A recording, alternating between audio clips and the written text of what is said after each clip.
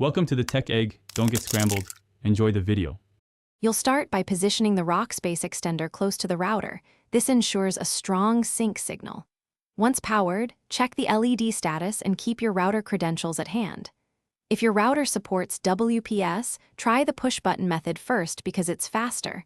Otherwise, plan to open a browser to 192, 168, 0, 1 for manual setup. Make sure both devices stay powered while they pair so the initial handshake completes without interruptions.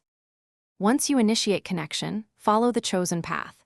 With WPS, press router WPS, then extender WPS and wait for solid LEDs. This automatically copies SSID and password.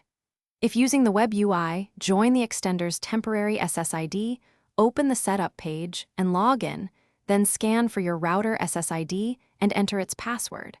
Also decide whether to extend to 4 GHz for range or 5 GHz for speed, and rename the extended SSID if you need clarity.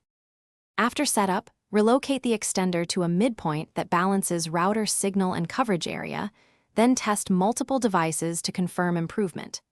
Make sure you update extender firmware from the admin page to fix bugs and improve compatibility.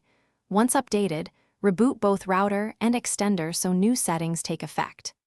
If things fail, perform a 10-second factory reset and reconfigure. And verify your router's DHCP is enabled so the extender can obtain an IP address. This fixes most connection issues. Thanks for watching. Consider subscribing if I helped unscramble your problems.